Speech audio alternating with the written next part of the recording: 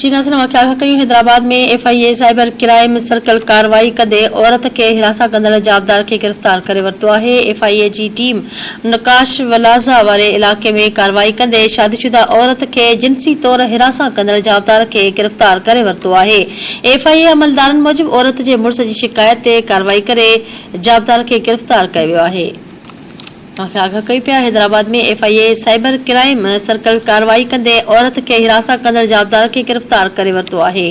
FIA जी team नकाश विलाज़ा वारे इलाक़े में कार्रवाई कंदे शादीशुदा औरत खे जिनसी तौर हिरासा कंदड़ जाबदार खे गिरफ़्तार करे वरितो आहे।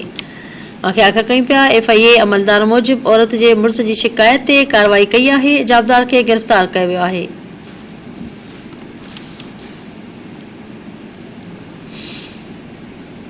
आगाह कई पिया हैदराबाद में FIA साइबर क्राइम सर्कल कार्रवाई कंदे औरत खे हिरासा कंदड़ जाबदार खे गिरफ़्तार करे वरितो आहे।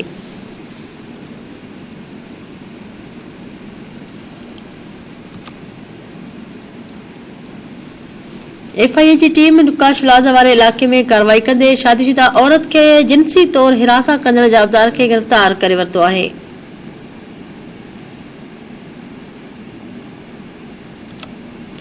आगाह कई पिया FIA अमलदार मूजिबि औरत जे मुड़िस जी शिकायत ते कार्रवाई करे जाबदार खे गिरफ़्तार कयो वियो आहे। इन हवाले सां हैदराबाद खां धरती TV न्यूज़ जो रिपोर्टर नथूराम लाइन ते मौजूद आहे। जी नथूराम, आगाह कजो। जी बिल्कुल, FIA cyber crime circle Qasimabad के नकाश विलाज़ वारे इलाइक़े में कार्रवाई करे शादीशुदा औरत के जिनसी हिरासा कंदड़ जवाबदार के गिरफ़्तार करे वरितो आहे।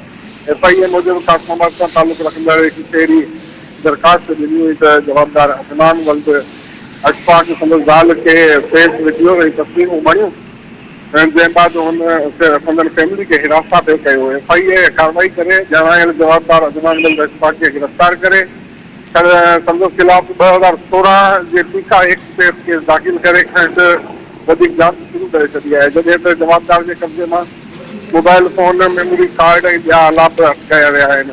ॼाणायल जवाबदार औरत खे धमकी ॾिनी हुई त संदसि तस्वीरूं तब्दील करण। ठीकु आहे, वॾी महिरबानी तफ़सील ॾियण जे लाइ।